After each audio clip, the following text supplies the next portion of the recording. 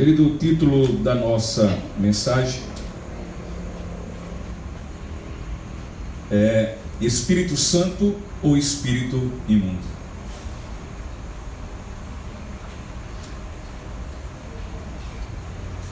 E o texto diz assim: quando o espírito imundo sai de um homem, passa por lugares áridos, procurando descanso e não encontra. E diz: voltarei para a casa de onde saí. Chegando, encontra a casa desocupada, varrida e em ordem. Então vai e traz consigo outros 7 espíritos piores do que ele, e entrando, passam a viver ali. E o estado final daquele homem torna-se pior do que o primeiro. Assim acontecerá a esta geração perversa. Queridos, este texto, eu já 2015 para cá, mais ou menos, eu tomei um rumo na questão doutrinária, na doutrina reformada.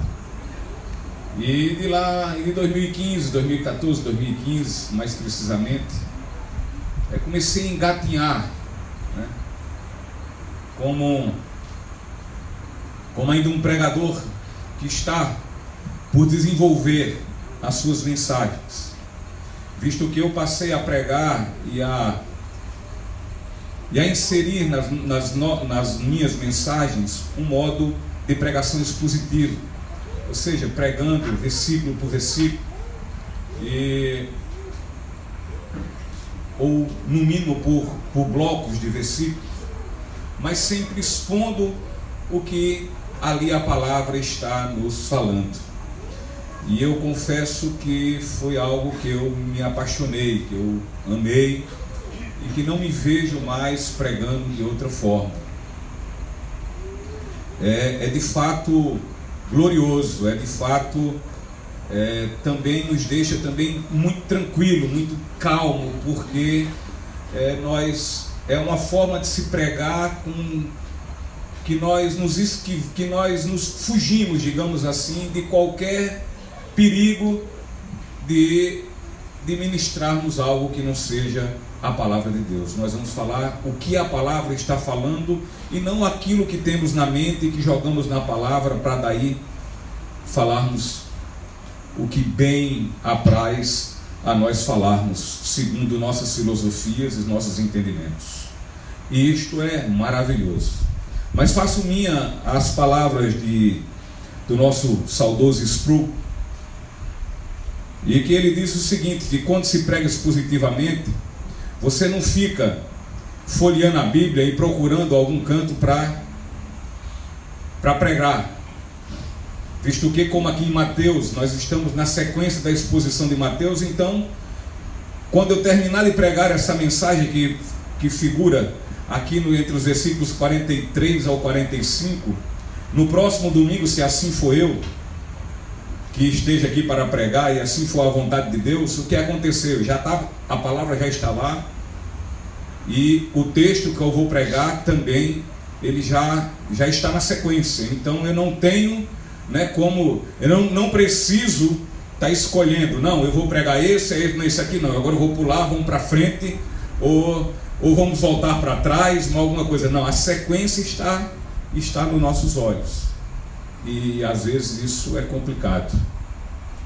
É complicado porque nós deparamos com um texto tal como esse. Um texto que a princípio nós vemos 3 versículos, mas é de um difícil entendimento. Um texto que a princípio eu pensei, não, 3 versículos vai ser mais fácil, né? E quando eu falo fácil, não é ter muito o que falar, mas o fácil de procurar entender para poder assim expor. Mas enfim, eu espero em Cristo Jesus que aqui no dia de hoje ele por meio de mim, por sua infinita misericórdia, ele possa trazer ao nosso entendimento, por meio das palavras que aqui vou falar, o pleno entendimento sobre estas palavras, né, de Jesus Cristo. Portanto, estamos cá nesta mensagem e Jesus, ao falar estas palavras, Jesus o fez num contexto onde já teve muitos embates com os fariseus, como nós já vimos diante de todas as pregações, últimas pregações que foram aqui realizadas. E de acordo com o que já vimos, Jesus havia sido acusado, e acusado por parte dos fariseus, de ele ter relação com Satanás, de ele ter parte com Satanás. E no que Jesus, quando foi acusado dessa forma, Jesus levantou àqueles fariseus uma seríssima advertência quanto à questão do pecado imperdoável, o pecado da blasfêmia, a blasfêmia contra o Espírito Santo. E no texto do parágrafo anterior a este que nós agora iremos observar, aqueles mesmos fariseus, juntamente com os mestres da lei, depois de agredir a Jesus, vem e pede a Jesus um sinal. E esse sinal eles pedem como se estivessem dispostos a crer em Jesus Cristo. Porém, Jesus lhes disse que eles faziam parte de uma geração perversa e adúltera. Disse-lhes que não lhes daria sinal algum, exceto o sinal que havia sido dado pelo profeta Jonas. E também aqui Jesus vai e adverte-os de forma severa, dizendo que os ninivitas, aquele povo que os fariseus tanto detestavam, que os judeus tanto não queriam vê-los, mas aqueles ninivitas, mediante a pregação de Jonas, se arrependeram. E contudo, ele, que é maior do que Jonas, estava diante dos fariseus, os fariseus não creram nele. Portanto, querido, Jesus ali estava mais uma vez chamando aqueles fariseus, chamando aqueles religiosos impenitentes, que não se arrependiam, ao arrependimento. Jesus estava falando a eles que o rei que havia de vir, e que eles tanto esperavam, estavam bem diante dos olhos dele. E sendo assim, estavam eles prestes de perder a única oportunidade de ter acesso ao reino de Deus. E portanto devemos associar esses versículos que lemos ao texto compreendido entre os versículos 24 e 29, onde Jesus é acusado de estar a serviço de Satanás. E quando Jesus fala que um espírito imundo diz que voltará para a casa de onde ele havia saído, quer dizer que o corpo de um indivíduo possuído é a casa de Satanás. O texto nos dá a impressão que os demônios eles sofrem de uma grande inquietação, ao tempo que estão a todo momento à procura de um corpo, ou seja, à procura de uma vida para nessa vida habitar, e habitando nela venha escravizá-la e oprimi-la, a exemplo dos dois endemoniados gadarenos. E diferente daqueles gadarenos, quando foram libertos, a vida deste homem a quem Jesus fez referência, isto é, que o demônio saiu de sua vida, por assim dizer, houve uma melhora nela. Contudo, naquela vida houve uma melhora, mas aquela vida continuava vazia, ela não foi preenchida. Assim, quando o demônio voltou a habitá-la, ele não veio só, mas ele trouxe 7 piores com ele, e que piores do que ele. E a vida deste homem enfrentou uma terrível e diabólica desgraça.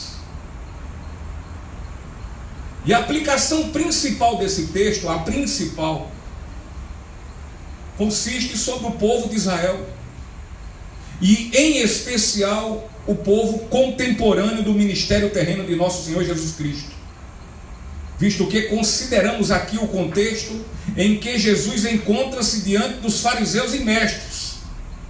É nesse momento que Jesus fala, relata essa parábola, e ele faz aos fariseus, aqueles fariseus que estavam com grandes demandas com Jesus.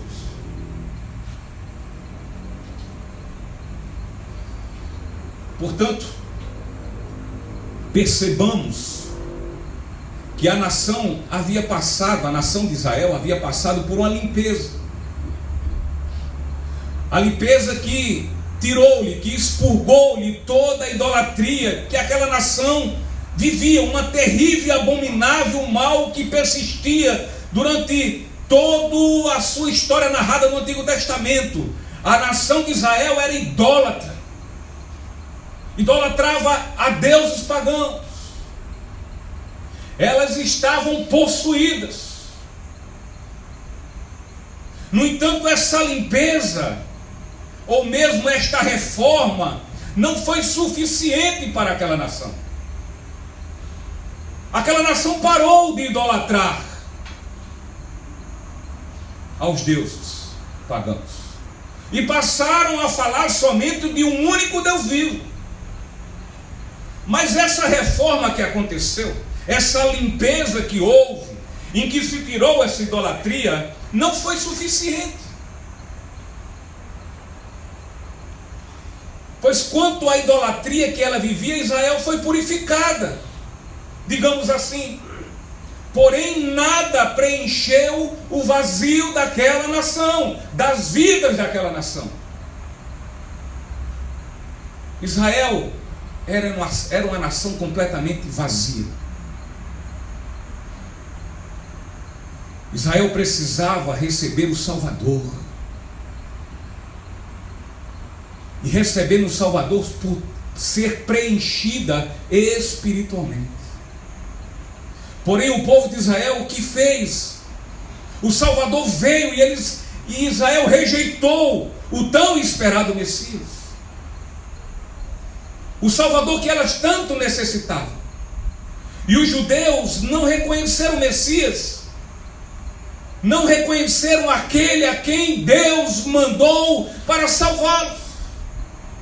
Os fariseus eram cheios de orgulho, e este orgulho eles tinham por fazerem parte da nação de Israel, a nação do único Deus vivo.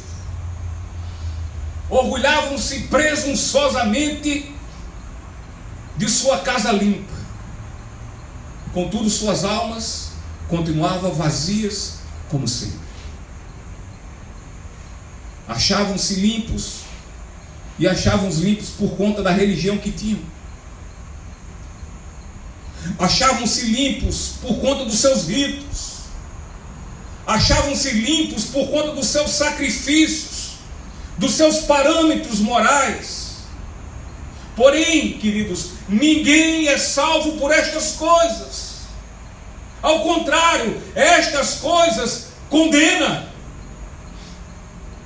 A casa deve ser limpa, mas é preciso antes convidar um inquilino certo, para que nesta casa ele venha habitar.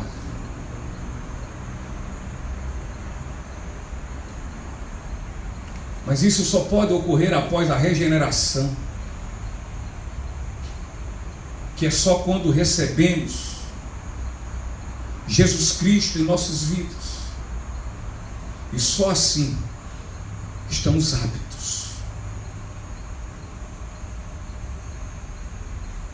aptos a receber o Espírito Santo de Deus, que irá preencher toda a alma de uma vida. E em se tratando de nosso Senhor Jesus Cristo, absolutamente ninguém pode ser neutro. Não há neutralidade diante de Cristo. Ou somos dele ou não somos. É sim ou não. Ou nascemos de Deus, ou jamais por Deus seremos habitados. Dito isto, vamos aos versículos 43 e 44.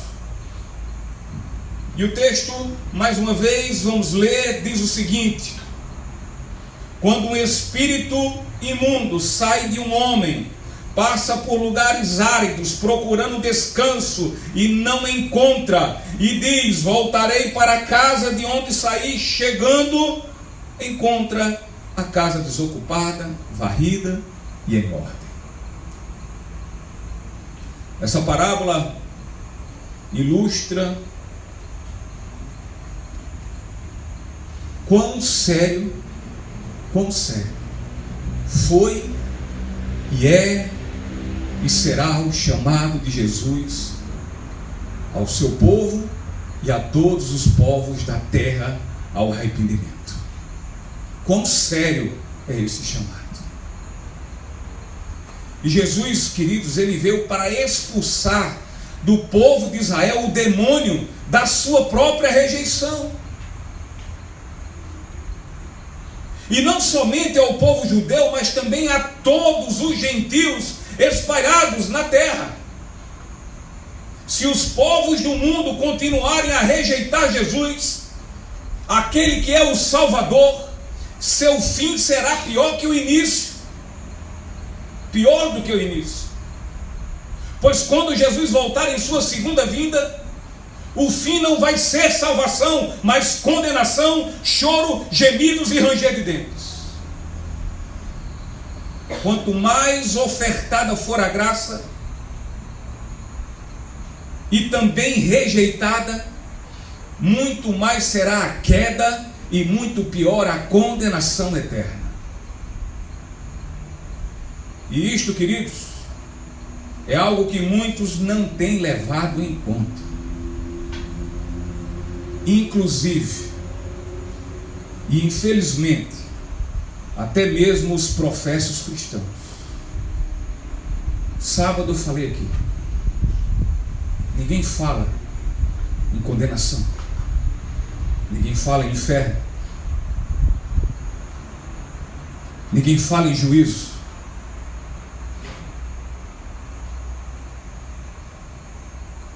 Ninguém fala na ira de Deus. Ninguém fala do pecado. Isto é algo que muitos não têm levado em conta, não têm considerado. Até mesmo os professos cristãos. Contudo, queridos, quão seríssimo são essas palavras de Jesus a todos. A todos. Nosso Senhor não está nesta parábola trazendo qualquer ênfase sobre demonologia, ou seja, algo sobre o estudo dos demônios, não. Visto que a própria Bíblia também não nos oferece muitas informações acerca disso. A ênfase aqui de Jesus está para que venhamos sempre pensar, e pensar de forma firme, sobre uma geração perversa e adúltera, que existe, existiu, existe e haverá de existir. Uma geração perversa e adúltera.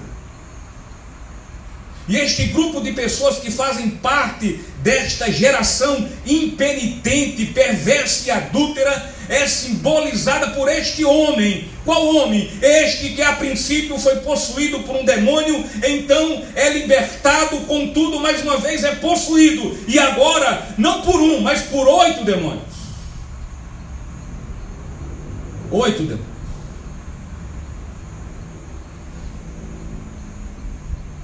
O diabo neste texto é chamado de espírito imundo.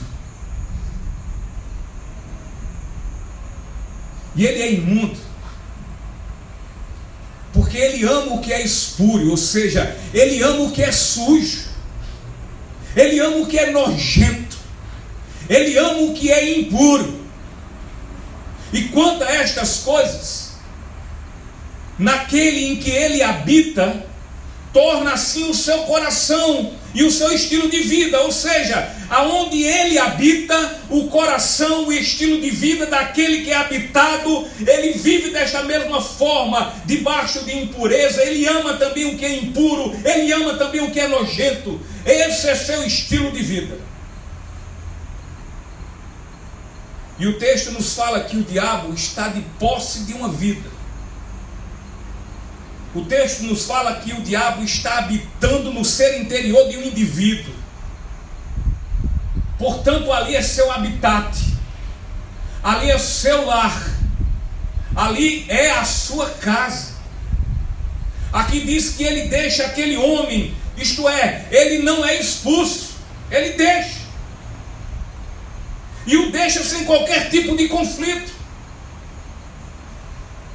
Isso é algo que ocorre na vida de muitas pessoas. Quando o diabo deixa a vida de alguém completamente corrupto e imoral, e assim ele torna-se um indivíduo decente e que mostra aspectos morais.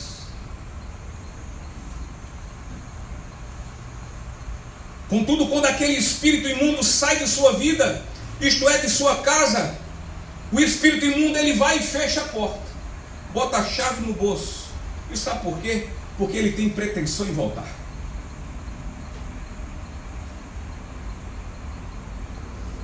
E por que ele quer voltar? Porque ali é sua casa.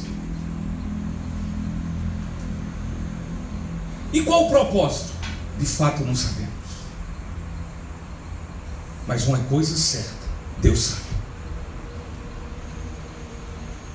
O texto diz que o diabo sai daquele homem e procura outro lugar para o seu descanso. Ou seja, ele procura um lugar para intentar os seus objetivos nefastos, os seus objetivos mais depravados possíveis. E aí ele não encontra. O que ele encontra são lugares para eles, segundo o texto, que ele diz que são lugares, que Jesus Cristo diz que são lugares desertos, áridos. E por não encontrar um local para ele habitar, ele volta para onde ele estava habitando. Ele torna a sua casa. E querido, sabe por que ele não encontra muitas vezes lugares na natureza, como alguns dizem? Dizem que o diabo entra nas paredes de uma casa, dentro do motor de um carro, de árvore, ou disso ou daquilo outro.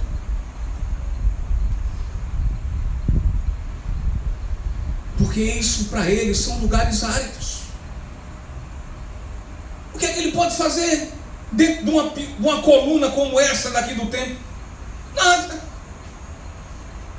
O propósito dele neste mundo é o quê?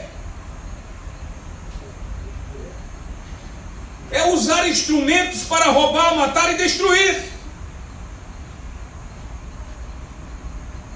É usar pessoas. Então não há lugar da criação que seja interessante ao diabo, senão a mente vil e desprezível de um ser humano, de nós seres humanos. Não há outro lugar que lhe interessa a não ser esse. É esse que ele quer. É na vida do ser humano caído que Satanás encontra abrigo para si.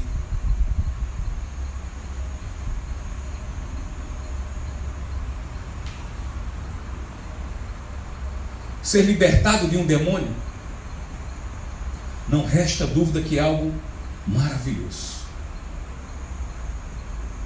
Eu sei o que é isso. E acredito que todo salvo sabe. Ou não? Sabe?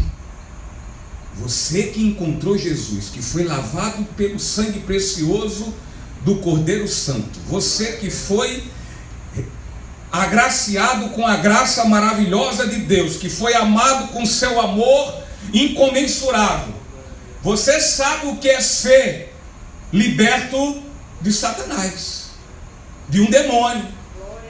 Você sabe o que é o demônio sair de dentro de você e habitar o Espírito Santo. Você tem que saber. Se você não souber, meu Deus.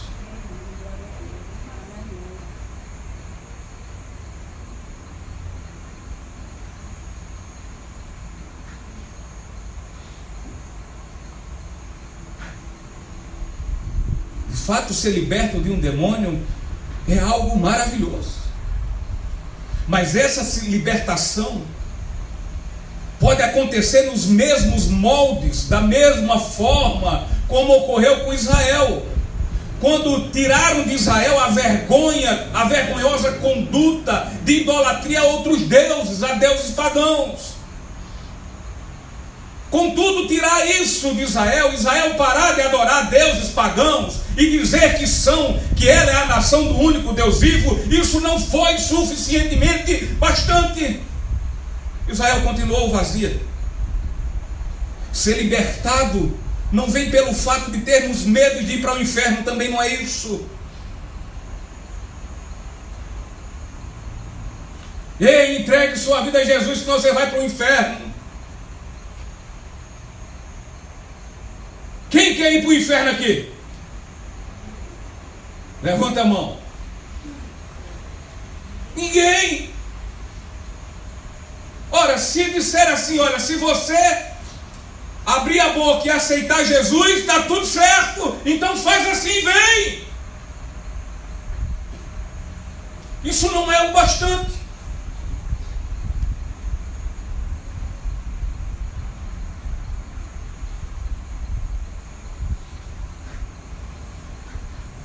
Israel voltou-se ao único Deus vivo, a adorar somente a Ele.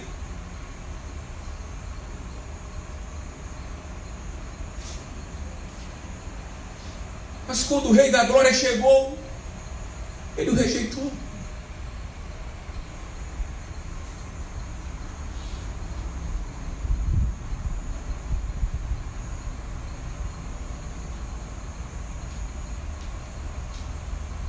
Um medo que nos faz refletir sobre nossas vidas e nossos erros, e assim nos impulsiona a confessar estes erros e pecados, ao ponto de inclusive nos dispormos ao batismo nas águas, não é suficiente. Está cheio aí de gente que a gente já deu um bocado de caldo. E se eu soubesse, eu tinha segurado assim 10 minutos debaixo d'água.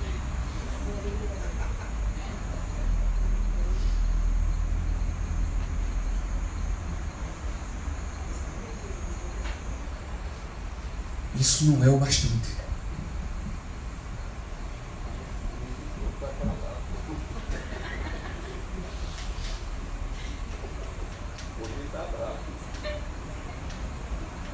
Tudo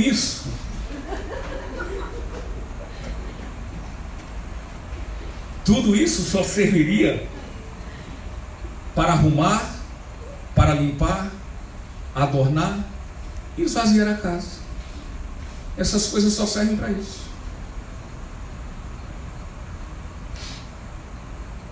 Arrumar, limpar, adornar, decorar e esvaziar a casa e ficar vazia.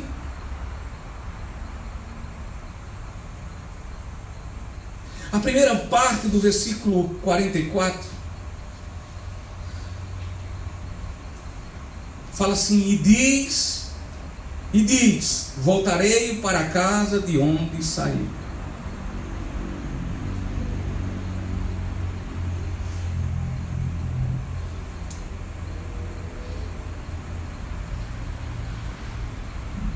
O diabo presunçosamente diz que irá voltar para a casa de onde saiu. Ele fala como se aquela casa fosse sua propriedade. Ele fala como se ela tivesse sido construída por ele. Ou mesmo como se ele tivesse adquirido por compra. Quando nada disso ele fez. Portanto, ele não tem direito algum sobre aquela vida. Ele é o invasor. O fato de sair e voltar para aquele pernicioso, para o pernicioso diabo, é algo para ele, algo muito simples e prático. Eu saio e volto quando eu quero. Não tem ninguém lá. Está vazia.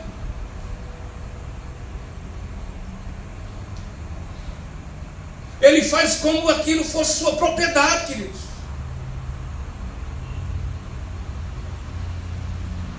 Ele fala como se ele fosse dono daquela vida. Ele fala como se tivesse total domínio sobre a vida, sobre aquela vida. E sua saída, segundo o texto, não foi provocada. Ele saiu de forma voluntária. Foi desejo seu, a fim dos seus objetivos, dos seus propósitos. Porém, queridos, mediante este fato, ele voltará quando lhe convier, a fim também de atingir o seu objetivo. Sendo assim, uma vida com parâmetros morais, prestem bem atenção, uma vida com parâmetros morais não quer dizer nada sobre uma vida devota a Deus.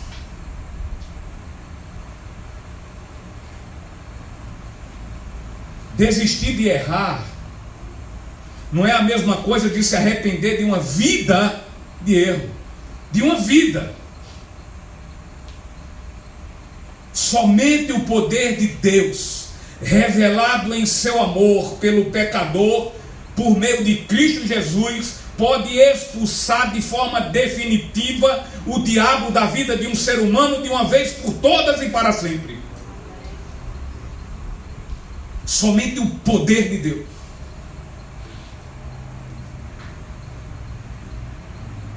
Reformas, varreduras, faxinas, uso de decorações numa vida,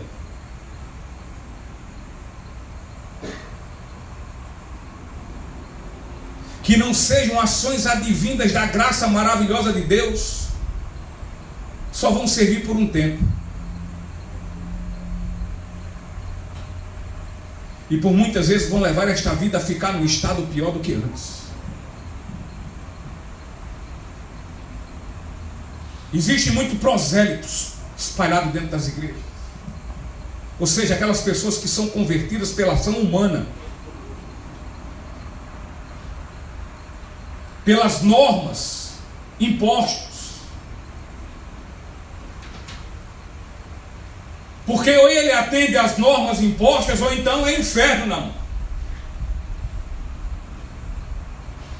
E aí ele começa a demonstrar a sua decoração dos seus preceitos morais, a sua forma de vestir, de falar. Mas se não são coisas que vêm da graça de Deus, do poder glorioso de Deus, isso só durará um tempo. Daqui a pouco ele mostra quem é.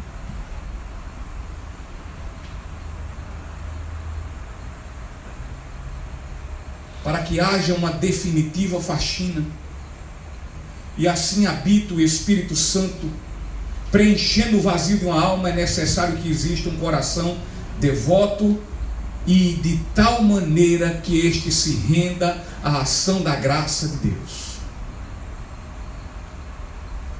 De outra forma, esqueça. E quando isto ocorre, o prevalecente não são os parâmetros morais, não são as questões éticas de nossas vidas, segundo nossas filosofias e nossos entendimentos, mas são o que tem que prevalecer, são os parâmetros das ordens, dos decretos e da vontade de Deus.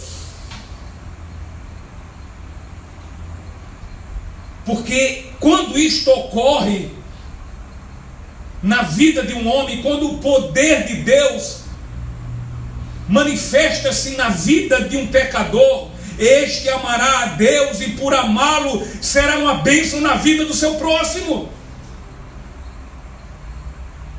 Ele vai entender o que é amor de Deus. E como ontem nós falamos aqui, ou seja, e cada dia, por ele ter sido amado, ele busca conhecer esse amor. E vai conhecendo dia após dia. E quanto mais conhece, mais ele olha para trás e diz: como eu achava como eu tirei o amor de Deus por uma coisa tão pequena, é muito maior. E aí ele começa a andar, e aí ele vai caminhando, ele vai experienciando esse amor dia após dia, dia após dia. Ele vai entendendo quem de fato é Deus e quem de fato é ele. E assim ele olha de novo para trás: meu Deus, eu não acerto o ponto. Toda vez eu digo que esse amor é grande, mas esse amor é muito maior ainda.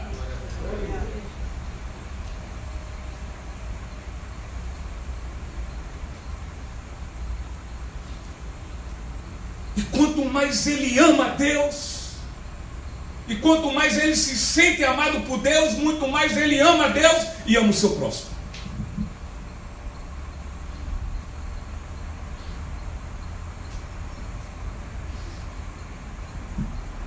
E é justamente isso que é requerido de uma alma preenchida pelo amor de Deus.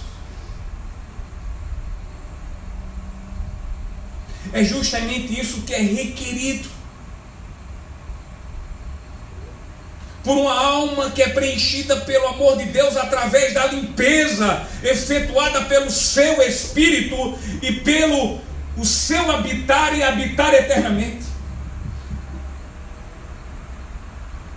Uma alma varrida, uma alma esvaziada de todo espírito imundo pelo poder da graça de Deus, sendo esta habitada pelo Espírito da graça, jamais poderá esta alma ser como uma figueira que nada produz, a não ser folhas, e por não produzir, ela vai ser amaldiçoada e queimará, secará.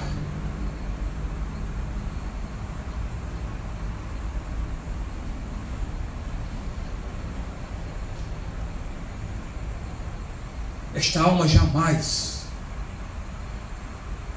uma alma que é completamente varrida, uma alma que é completamente esvaziada de todo espírito imundo pelo poder da graça de Deus, quando o Espírito habita nela, esta alma jamais em tempo algum ela irá sepultar o talento da graça que ela recebeu e que nunca mereceu. Ao contrário, este talento, o talento da graça, ele lutará para que ele se multiplique.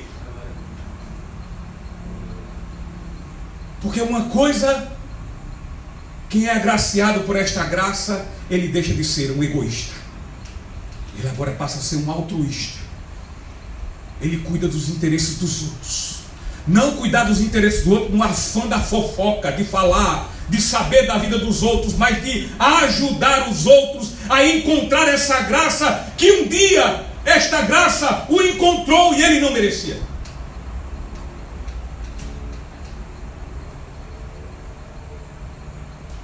Mas aquele que tem sua alma vazia,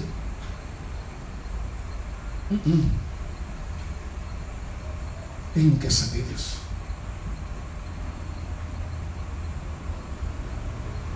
Ele até parece alguém que encontrou a graça, mas de fato, de graça ele não tem nada. Aliás, ele tem muita desgraça.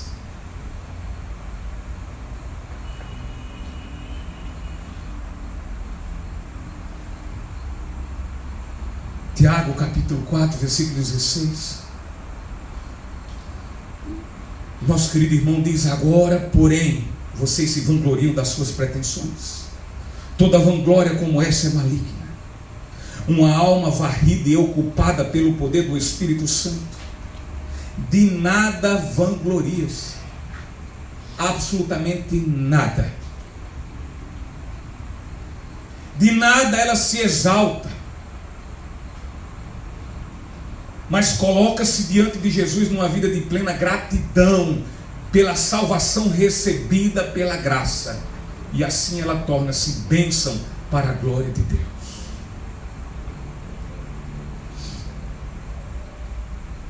O espírito imundo, ele cumpre o que disse e volta à casa desocupada.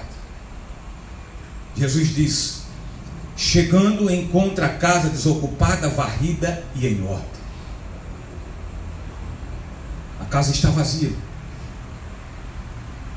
pois ninguém tomou posse, e assim o diabo apossa-se dela como sua propriedade.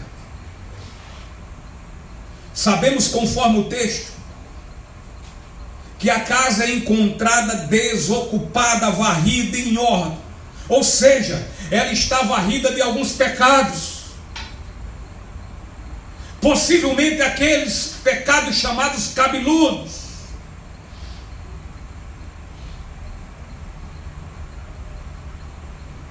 Aqueles pecados que quando nós sabemos e ouvimos, parece até que nunca o fizemos. E nem pensamos em fazê-lo. E aí nos arrepiamos, que é isso, como pode ser?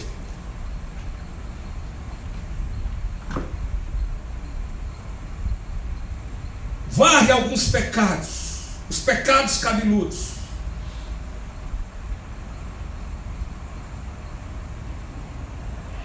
Ao tempo que está também em ordem, arrumada, ornamentada, com parâmetros e princípios morais, porém o Espírito Santo de Deus não está ali.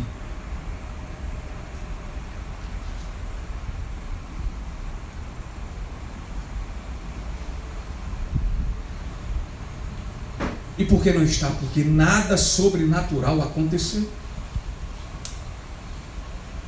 Nenhum milagre divino ocorreu na mente daquela alma e no profundo de suas entranhas. Nada.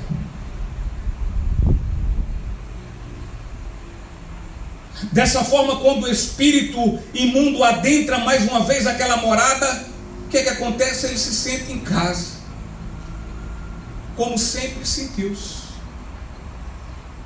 Aqui é meu lugar, está desocupado. Aqui eu sou o rei. Aqui eu mando nessa vida. Aqui eu digo o que ela para fazer e ela faz.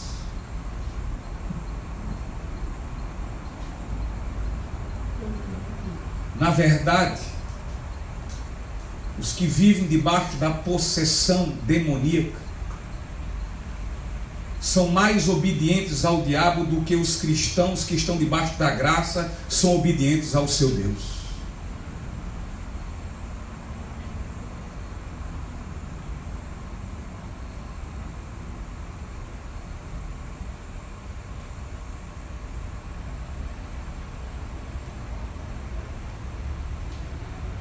Quanto a chegar e encontrar a casa arrumada e varrida, isto em nada incomoda o diabo.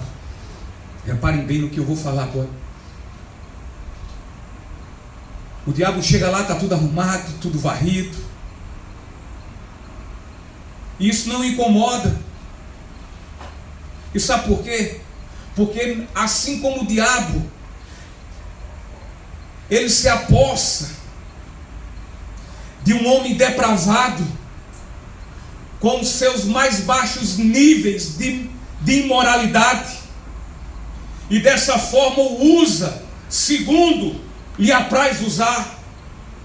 Ele também usa o moralista, o religioso, aquele que está com tudo varrido, arrumado dentro de si, aquele que foi embutido na sua alma que ele é de Deus, basta tão somente que ele pague as contas em dia, basta tão somente que ele atravesse uma velhinha todos os dias na rua, ou então basta todo dia que ele passe por um pobre miserável que padece fome e entregue ali a ele uma cesta básica. Estes são os que estão com a casa arrumada. Os que pensam que basta tão somente viver de culto em culto, que basta tão somente ser membro de uma igreja e ali dar o seu dízimo, e isto lhe basta. O céu já está com as portas abertas e o tapete vermelho lhe esperando para que ele adentre. Estes são os que vivem com a casa limpa, arrumada. E Satanás também, ele não se importa com essa casa limpa, arrumada, porque ele usa isso também. E no meio desse existem muitos professos cristãos, pastores,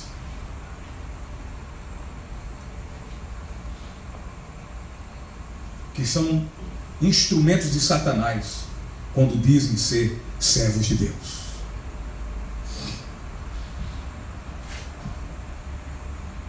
Aqui está a resposta. Para muitas vezes, como ontem eu fui indagado por uma irmã: pastor, como é que pode aquilo na vida daquele irmão?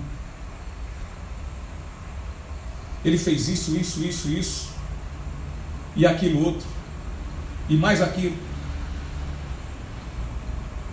Aqui pode estar perfeitamente a resposta para a pergunta daquela irmã.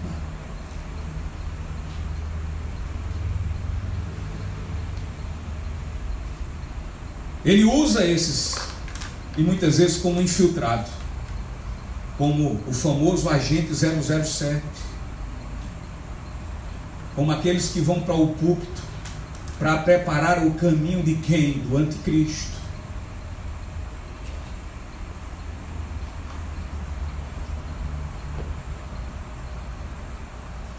Portanto, quanto a isto, não há nenhuma oposição de Satanás. Esta vida, enquanto não for habitada pelo seu maior inimigo, e quem é o maior inimigo de Satanás? Deus, através do seu Espírito Santo, se ele não for habitado, estará sempre à disposição do inimigo da alma de todo ser humano, a saber, Satanás.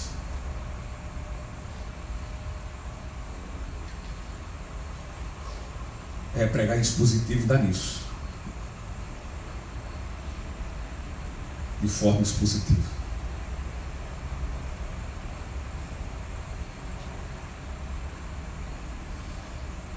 Versículo 45.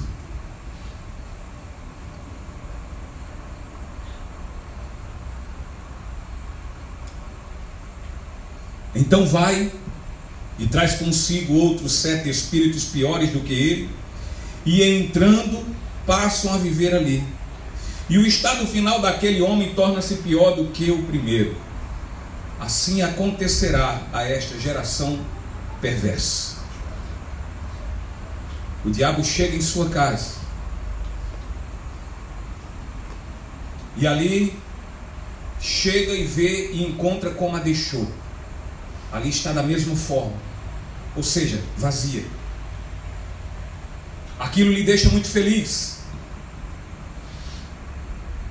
Não há nenhum impedimento dele a adentrar naquela vida. E aí ele chega e convida seus amigos, convida 7 demônios piores do que ele, para que conheçam a sua casa, que foi reformada, limpa e bem decorada. E então a reunião ocorre. E agora moram nesta vida 8 demônios.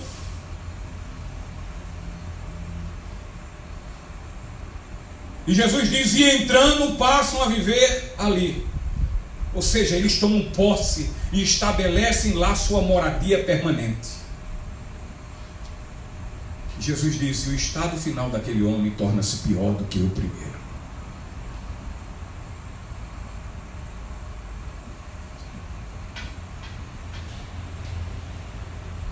Eles agora sentem-se até mais seguros, porque não é só um, agora são 8.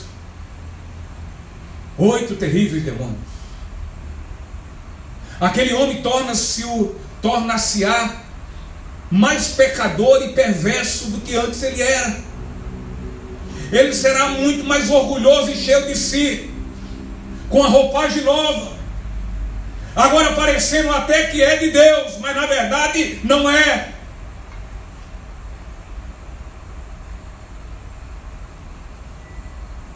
A reforma anteriormente feita foi completamente superficial, meus irmãos.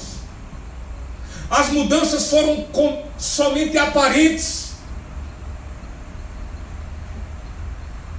Na verdade, a transformação foi uma grande mentira.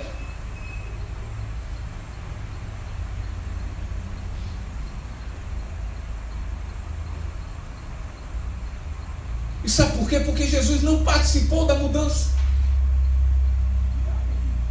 Mas somente o homem, por meio da sua pequena, ínfima e corrompida mente. Somente. A participação foi somente do homem.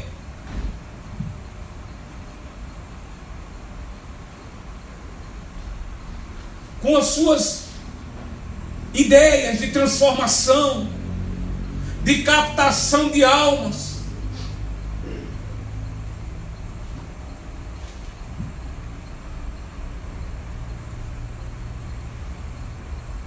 É uma mudança superficial.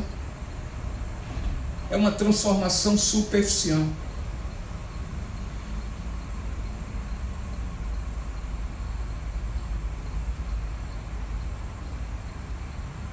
Podemos ver a semelhança de uma recaída de uma doença com a recaída no pecado. A recaída no pecado é tão parecida como a recaída na doença. E via de regra, essa recaída é pior do que a doença no primeiro estágio. Você já viu uma pessoa quando ela está doente do câncer? E aí ela tem uma melhora. Aí motivada por muitas coisas. O estresse é algo que ressuscita o câncer. Aquele tumor maligno que parece que desapareceu. E quando isso acontece, as coisas vêm piores. Ou seja, é como a história que vem quando as pessoas têm essa recaída no câncer e vem de imediato o diagnóstico: metástase.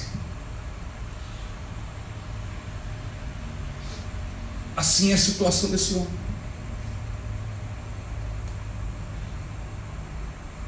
Assim é a situação também de muitas pessoas. Tem ouvido a verdade. Jesus tem aparecido diante dos seus olhos. O evangelho tem sido pregado a essa pessoa, mas ela não dá cabimento.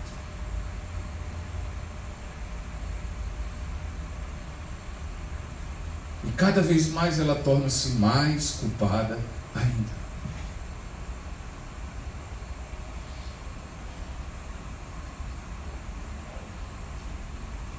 Louvor, por favor.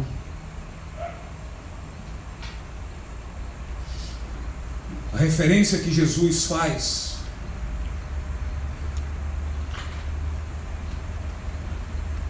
ele o faz na sua frase quando ele expressa da seguinte forma: assim acontecerá a esta geração perversa. Esta geração perversa, ela tem toda a relação com os fariseus, com quem nosso Senhor vinha tendo demandas, brigas, discussões.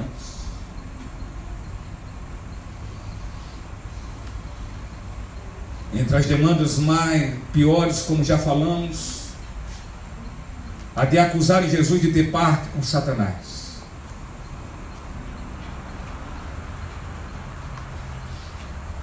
E assim esta parábola é usada a princípio para Jesus compará-los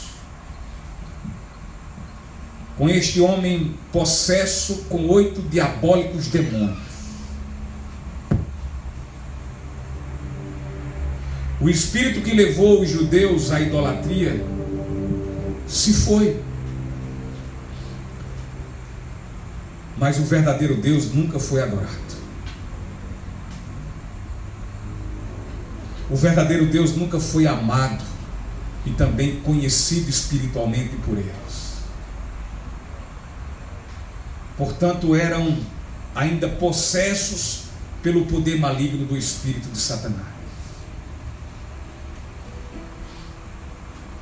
Da mesma forma, vivem muitos indivíduos por toda a terra. Da mesma forma que o povo de Israel.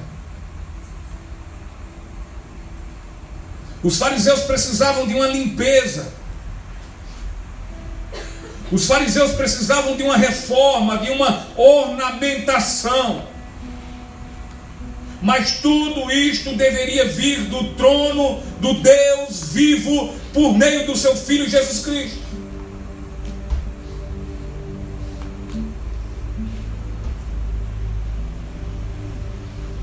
E aqui está mais uma vez nosso Senhor alertando aqueles fariseus para que eles se arrependam.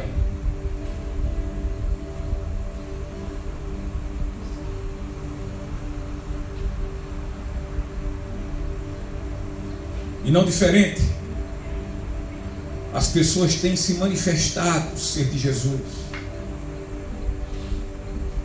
através de uma reforma superficial, através de uma reforma fingida, por meios humanos, por meio de ritos religiosos. Quando a reforma necessária na vida de um pecador, esta reforma só pode ser operada pelo poder do Espírito Santo de Deus.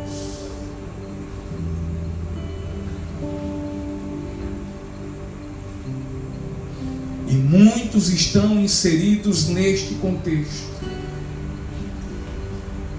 Outro dia, eu apertei a mão de um homem pela sua sinceridade.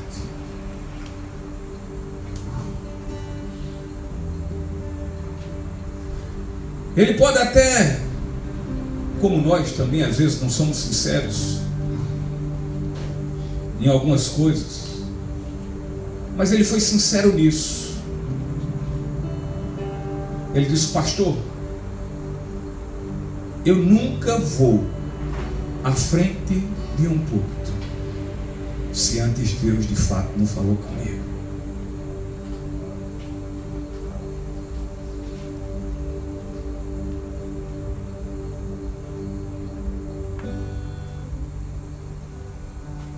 Eu sei que tem alguma coisa ainda para ele me falar, bem dentro do entendimento dele. Eu não sei bem qual é o seu entendimento na sua mente, mas uma coisa é certa: ele foi sincero.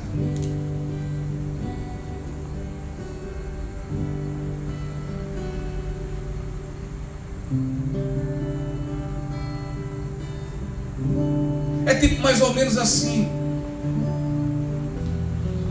como às vezes tem muito no culto: ei, dê glória a Deus. E o povo, glória a Deus, mas ninguém está com vontade de dar glória a Deus. Naquele momento não está. Não é porque você não quer glorificar a Deus, mas por quê? Aí você abre a boca e rasga a garganta, mas não sai do coração.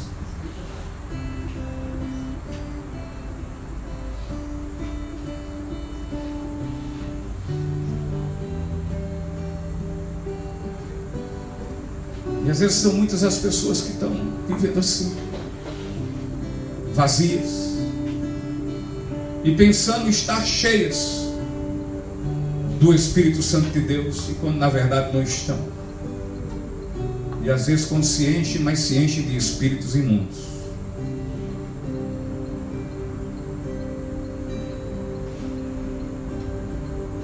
Sendo enganados por uma falsa doutrina, sendo enganados pelas mentiras de Satanás. E olha, ele é doutor em mentira, ele é o pai da mentira.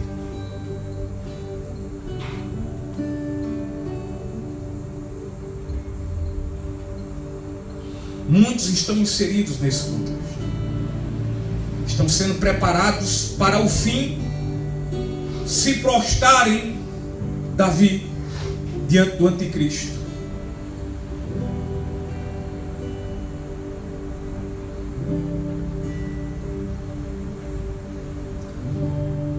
E vão adorar ao anticristo, dizendo: este é o Cristo, quando na verdade o Cristo não é. Mas sabe por quê? Porque o Cristo não conhece.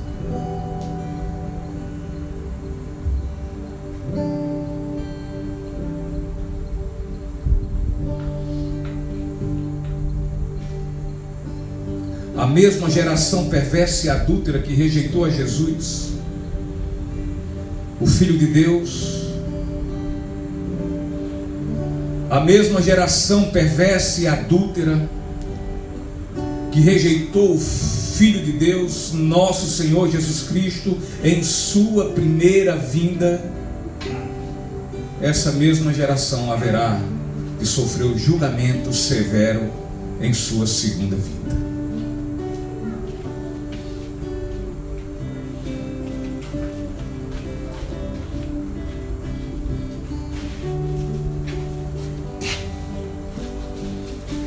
Se as crianças passarem.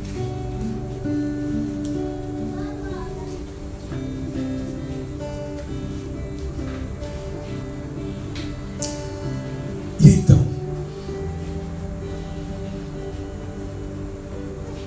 quem é que habita no seu interior? Quem é que habita no seu interior? É o Espírito Santo de Deus?